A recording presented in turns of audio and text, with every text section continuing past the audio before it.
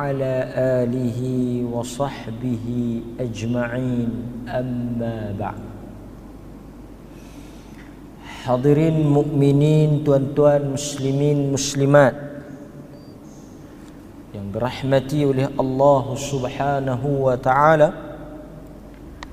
malam ini kita sekali lagi diizinkan oleh Allah untuk kita menyambung perbincangan kita berhubung dengan mengenali sirah Sayyidina Ali bin Abi Talib radhiyallahu anhu. Dan malam ini kita sampai kepada siri yang kedua, sambungan daripada kuliah pada minggu yang lepas. Tuan-tuan, kita semua sepakat, tidak ada khilaf di kalangan umat Islam, Ali merupakan khalifah yang keempat, termasuk daripada khulafa, termasuk daripada khalifah-khalifah yang disebut oleh Nabi sallallahu alaihi wasallam. Nabi kata, alaikum bisunnati wa sunnatil khulafa ar-rasyidin al-mahdiyyin min ba'di. Hendaklah kamu umat Islam berpegang teguh dengan sunnahku dan sunnah khalifah selepas daripada aku. Nabi sebut ar-rasyidin al-mahdiyyin, khalifah yang mendapat petunjuk, khalifah yang berada di atas hidayah. Sebab itu empat khalifah ini disepakati oleh umat Islam sebagai khalifah yang dimaksudkan oleh Nabi sebagai khalifah yang diberikan petunjuk oleh Allah. Khalifah maksudnya pengganti. Abu Bakar, Umar, Uthman dan yang terakhir Ali. Selepas daripada itu bermulalah dinasti. Di dalam sejarah Islam, selepas daripada pemerintahan Ali, bermulalah Bani Umayyah. Selepas daripada Bani Umayyah, Bani Abbasiyah.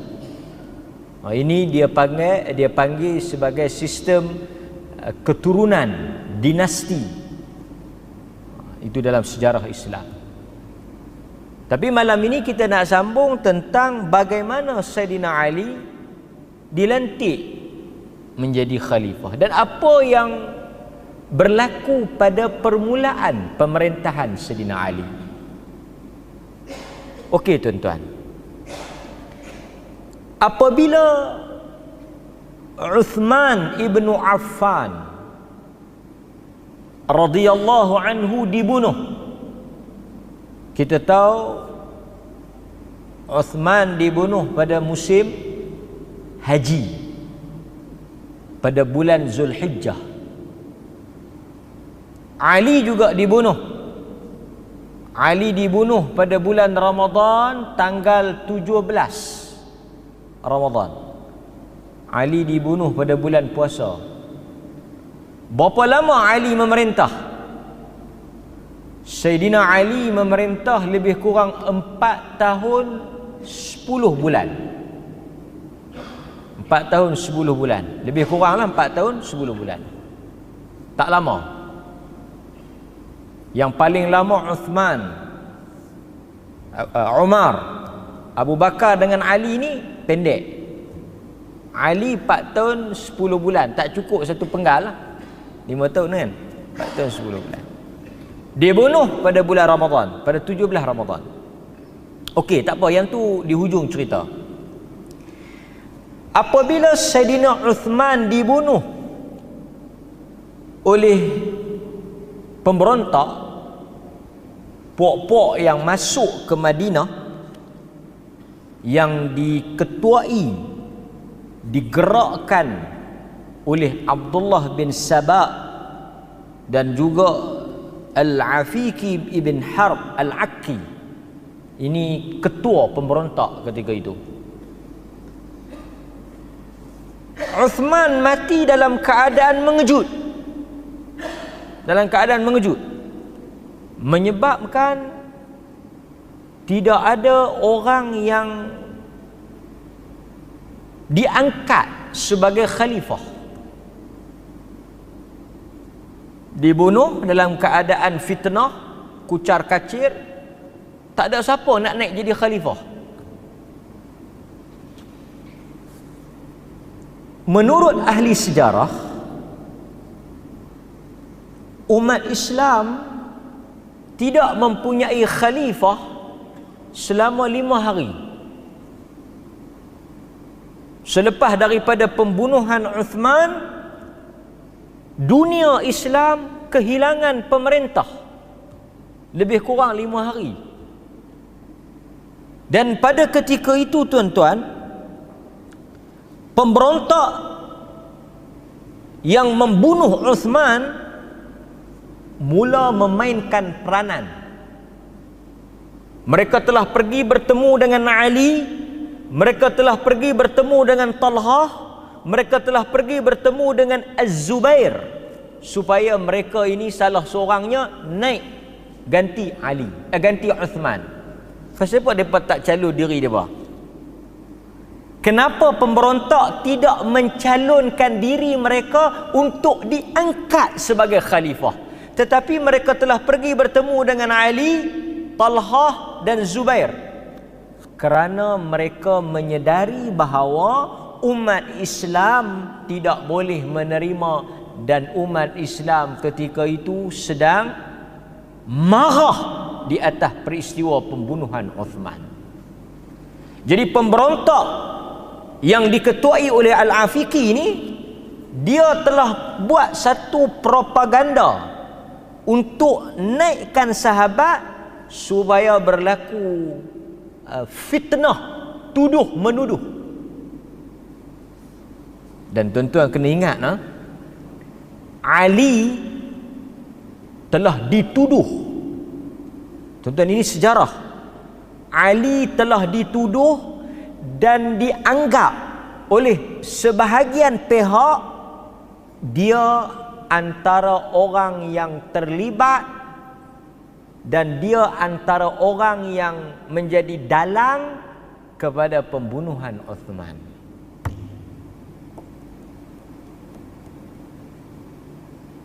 Okey, tuan-tuan kena faham situasi itu. Tetapi jelas Ali tolak, Talhah tolak, Az-Zubair juga tak mau. Kerana mereka tidak menginginkan jawatan khalifah. Mereka tak gila kuasa.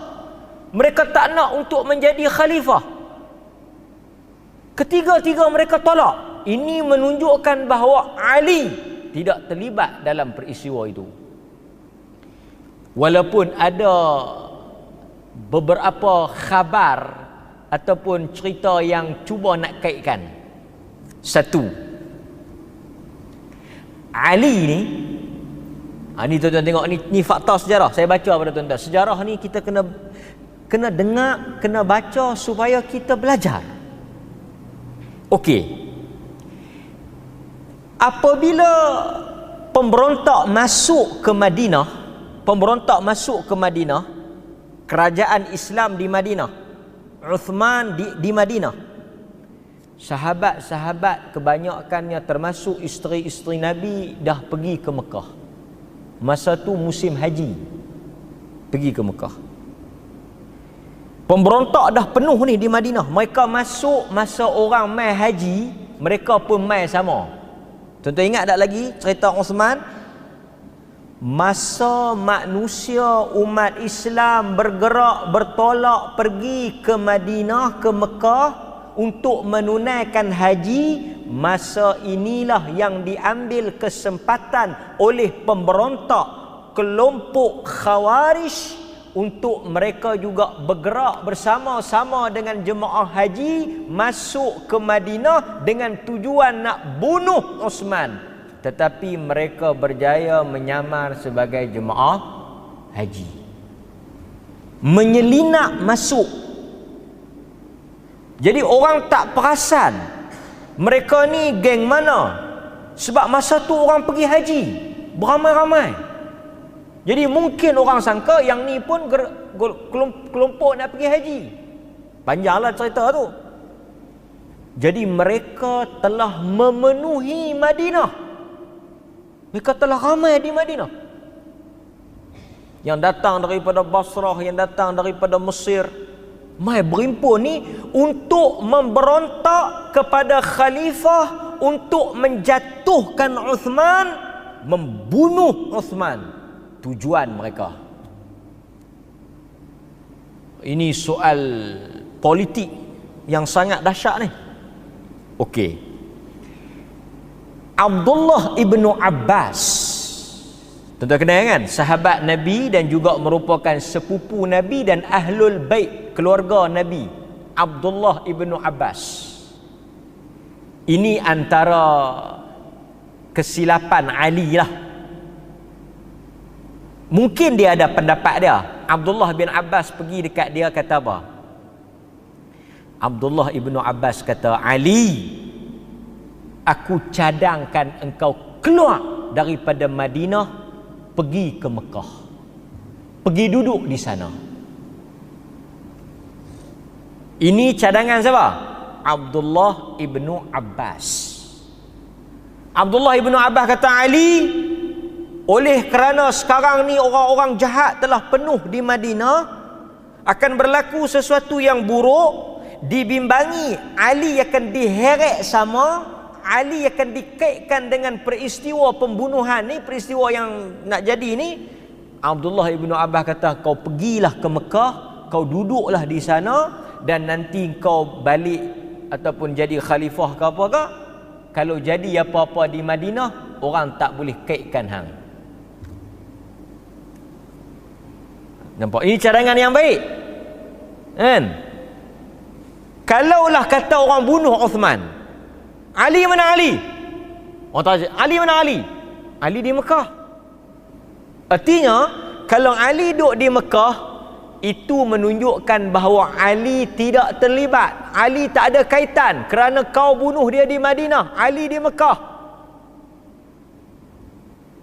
Tetapi malangnya tuan-tuan, Ali tidak mengikut nasihat ini dan kekal di Madinah. Ini semua menjadi antara punca kenapa ada tuduhan dan kaitan orang yang cuba nak menjatuhkan atau merosakkan nama Ali ni.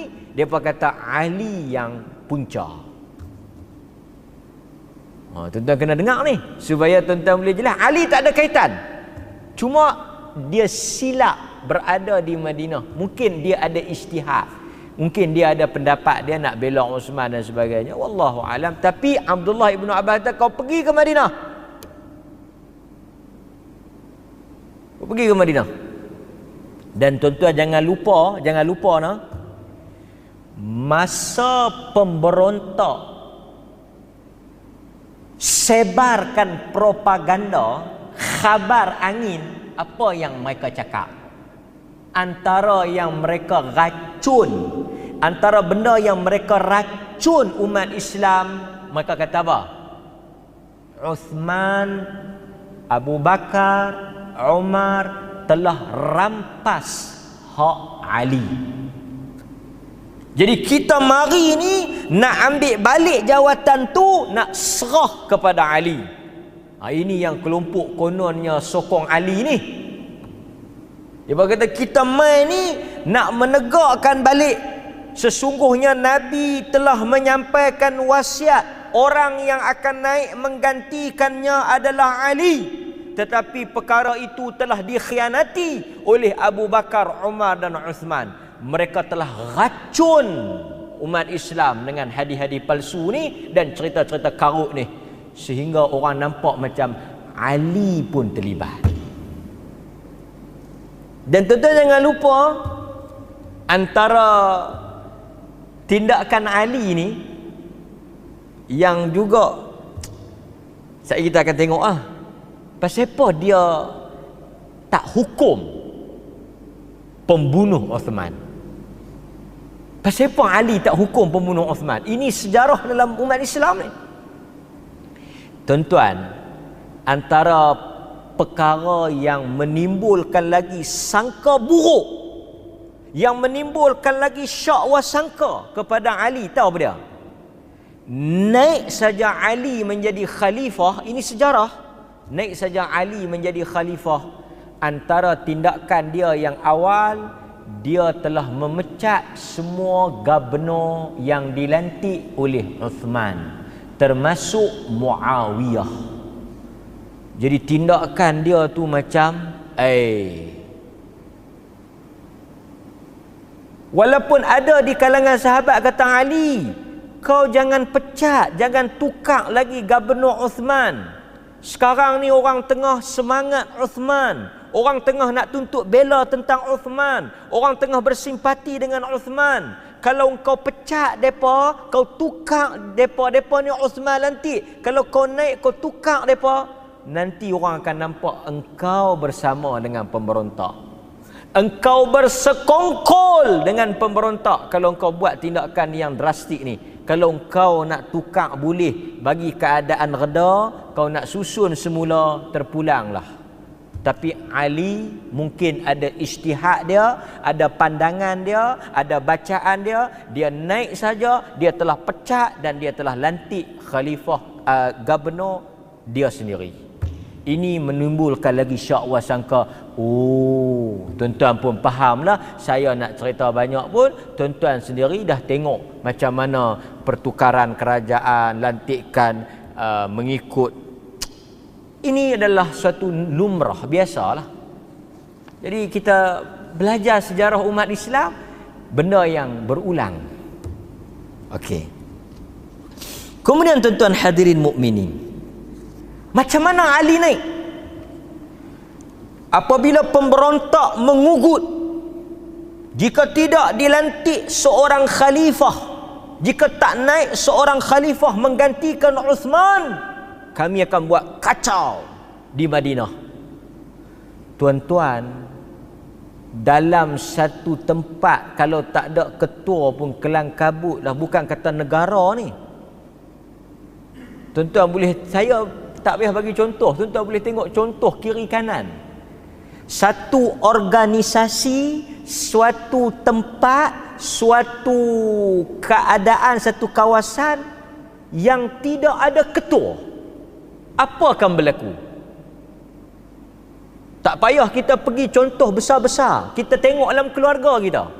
Satu keluarga yang diketuai, dikepalai oleh seorang suami, seorang ayah. Kalau ayah tak ada, suami tak ada, dia cempera habis. Ini pula kerajaan Islam. Khalifah tak ada, khalifah kena bunuh. Kawanu tuduh kawani, kawani kata kawanu yang bunuh, kawanu kata kawani yang bunuh. Jadi cacah merbah. Dunia Islam masa tu bergelonjak.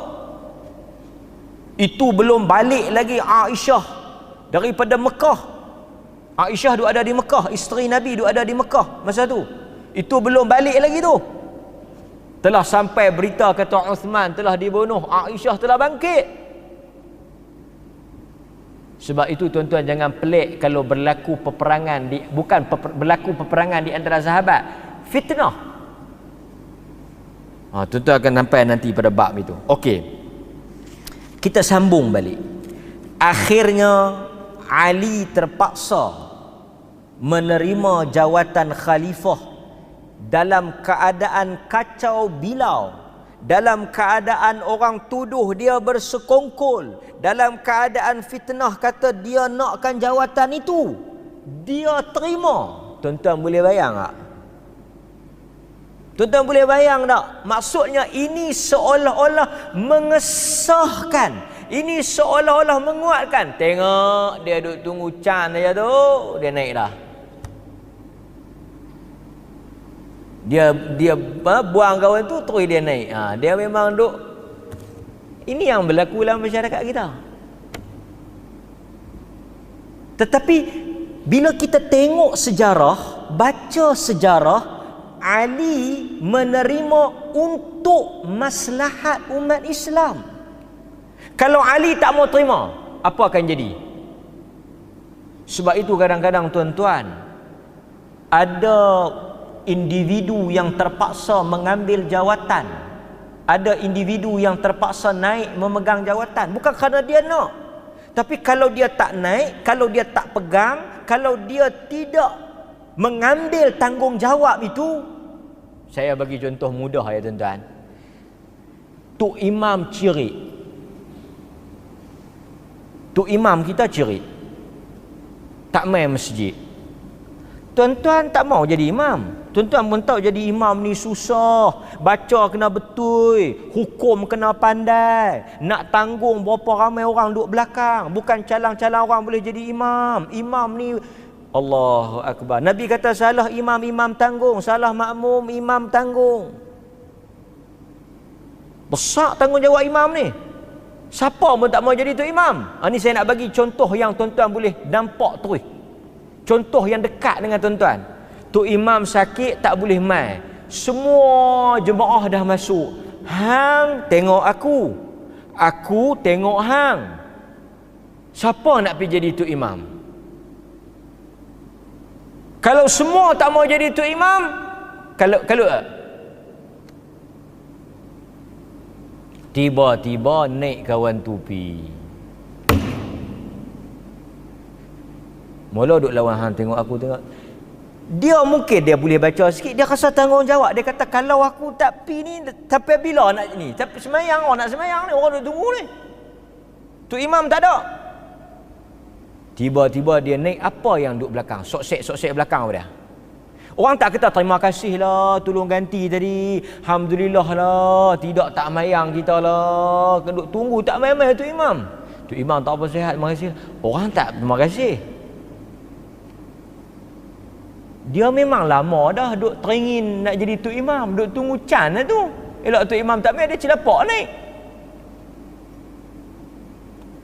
Betul tak tuan-tuan?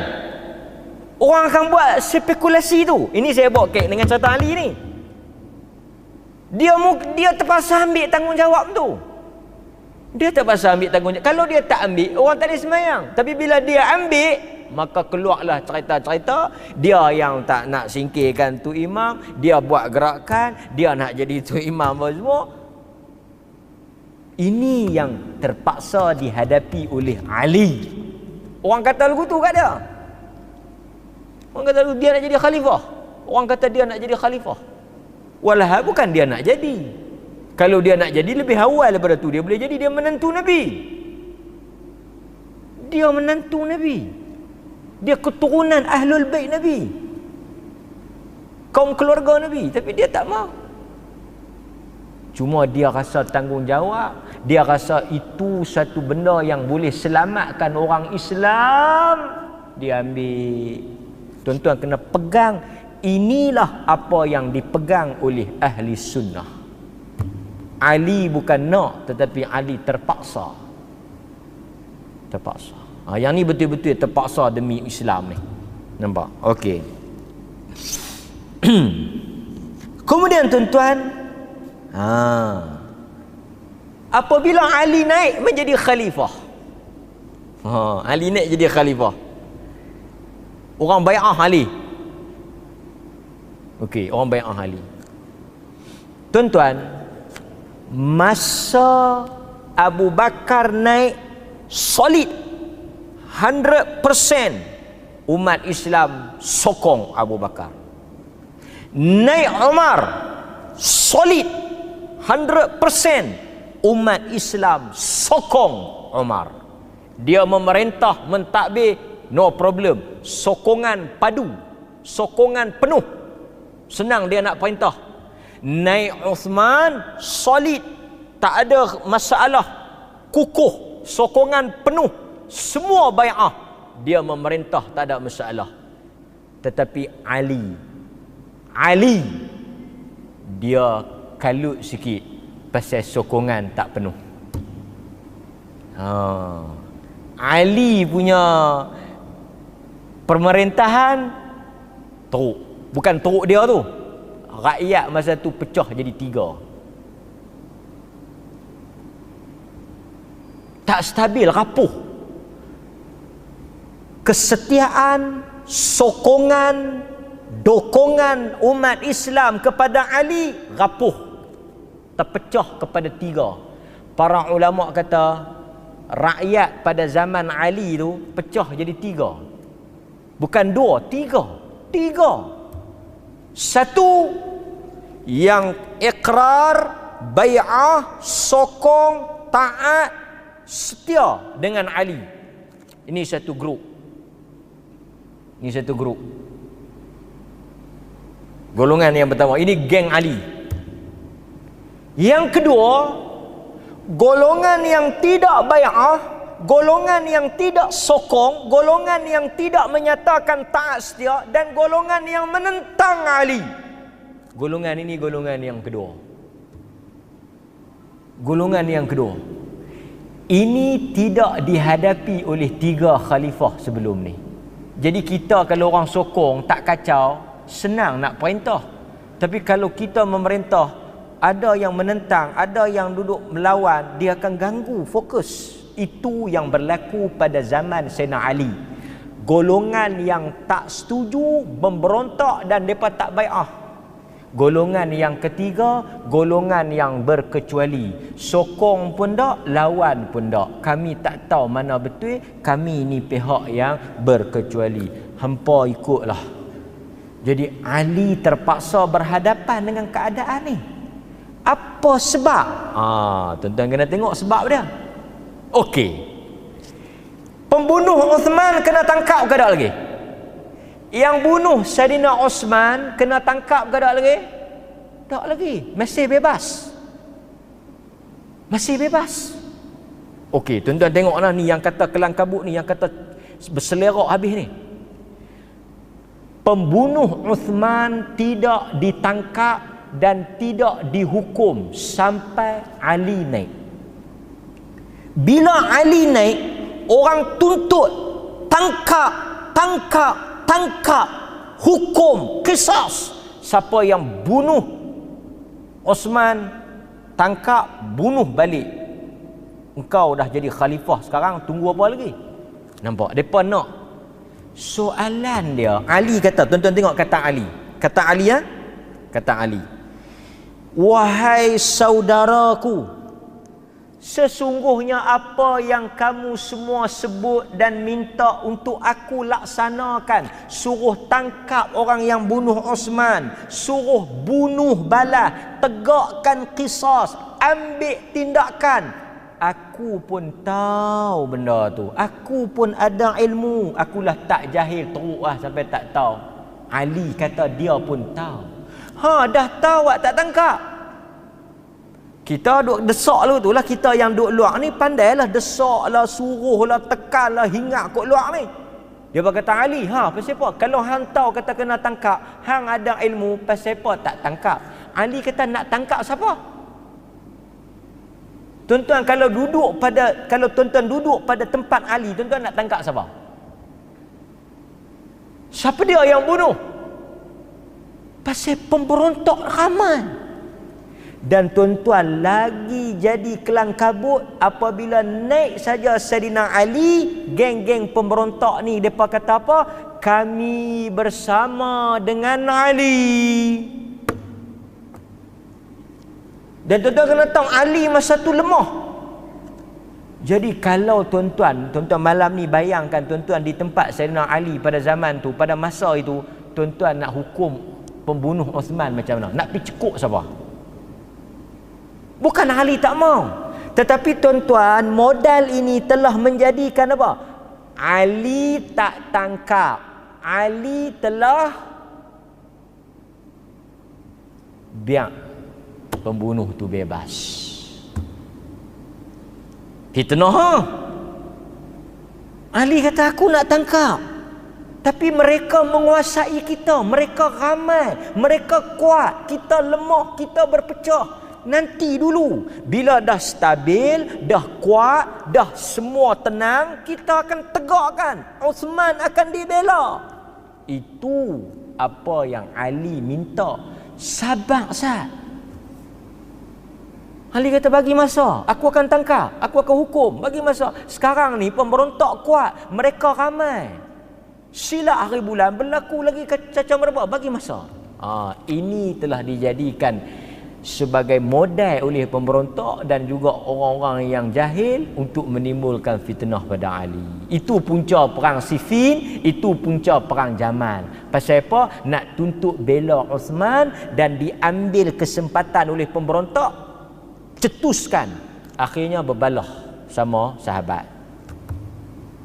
Jadi tuan-tuan kena faham, bukan senang nak jadi ketua, bukan senang nak jadi pemerintah, bukan senang nak bagi semua orang puas hati, bukan senang nak bagi semua orang sokong, bukan senang nak bagi semua orang suka. Bukan senang. Ali dia tak boleh puaskan hati semua orang. Dia nak tangkap tapi dia tak mampu. Ini yang berlaku kepada Sayyidina Ali. Nampak? Okey, hadirin mukminin. Kemudian tuan-tuan, apa yang berlaku? Setelah mereka dengar Ali kata bagi masa, aku akan tangkap, aku akan hukum. Depa kata apa? Okey, satu pihak kata kita bagi serah urusan ni pada Ali. Satu pihak lagi kata tak boleh, mesti ditegakkan qisas. Ini yang jadi pening kepada Ali ni. Pasal mereka desak dalam keadaan dia tak mampu buat benda tu. Hadirin mukminin, kita kena tahu masa tu bukan mudah nak buat. Zaman law pun tuan-tuan baca, bukan senang. Bukan senang. Masa tu siapa yang bunuh, siapa yang berpakat tak tahu. Sebab semuanya mengaku Islam. Semuanya mengaku Muslim. Lebih teruknya mereka masuk dalam pasukan Ali. Mereka duduk dalam pasukan Ali. Ali tak tahu. Jadi ini yang menjadi sebab kenapa Ali tidak mengambil tindakan kepada pembunuh Uthman. Okey, hadirin mukminin. Kemudian kita sambung. Apabila Aisyah, Talhah dengan Zubair ni pergi. Ni berlaku pada zaman Ali ni. Ini yang jadi peristiwa. Talhah dengan Az-Zubair ni pergi bertemu dengan Aisyah di Mekah. Aisyah kata kita kena pergi jumpa Ali dan kita tolong dia untuk tangkap pembunuh Uthman. Tu asal. Kita mesti bantu Ali tangkap pembunuh Uthman. Sebab tuan-tuan kena faham, Aisyah radhiyallahu anha, isteri Nabi ni, masa tu berada di Mekah dan dia tak tahu apa yang berlaku di Madinah. Bukan nak ada telefon dah WhatsApp ni, apa cerita dengar kalut hingak ni, apa jadi? Awak yang tak tangkap lagi pasal apa? Jadi macam mana? Dia bukan lagu ni nak terang bagi apa semua buat video call, tak ada. Sebelum sini dah jadi lagu lain, sampai berita lagu lain. Sana dengar, tak tahu sini dah jadi lain dah. Itu antara sebab kenapa fitnah cepat. Pasal apa? Pasal orang tak boleh tanya Ali dan orang tak boleh jumpa Ali cepat. Ini antara apa yang disebut oleh para ulama. Okey. Kemudian tuan-tuan, hadirin mukminin, dalam episod yang akan datang kita akan bincang dua peristiwa besar yang berlaku pada Ali, iaitu peperangan Siffin dan peperangan Jamal. Di antara Ali dengan Muawiyah dan di antara Ali dengan Aisyah. Tuan-tuan jangan terkejut. Ali perang dengan Aisyah. Ali perang dengan Muawiyah, orang Islam. Sahabat berperang sesama sahabat. Kita akan tengok puncanya apa dan siapa yang betul dalam kes itu. Ini sebab apa tuan-tuan? Kerana kita perlu belajar sejarah ini. Umat Islam pada zaman sekarang juga bertelagah sesama sendiri. Umat Islam juga saling sangka menyangka, saling syak wasangka antara satu sama lain.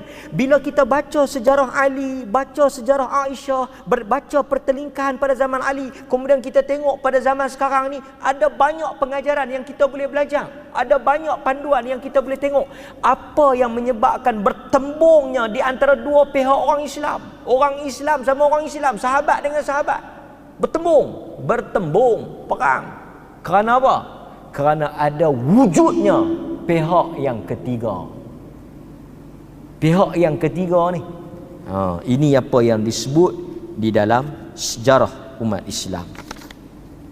Hadirin mukminin, apabila Aisyah bergerak, saya sambung sikit, Aisyah, Talhah dengan Zubair, mereka mari nak bertemu dengan Ali.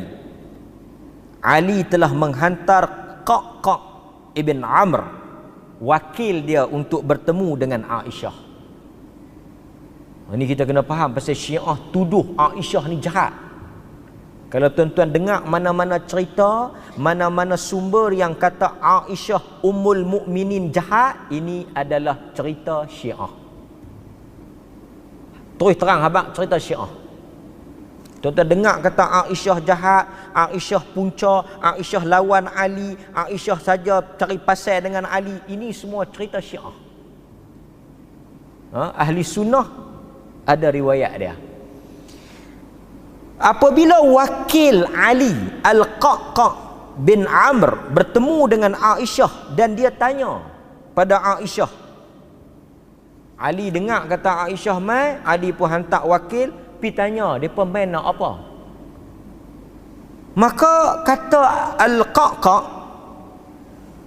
apakah tujuan ibulah pasal dia isteri Nabi, dia dengan kita macam ibulah. Ummul Mukminin, ibu orang beriman, kita orang beriman, dia mak kita. Al-Qaq' tanya, saya habis sikit soalan Al-Qaq'.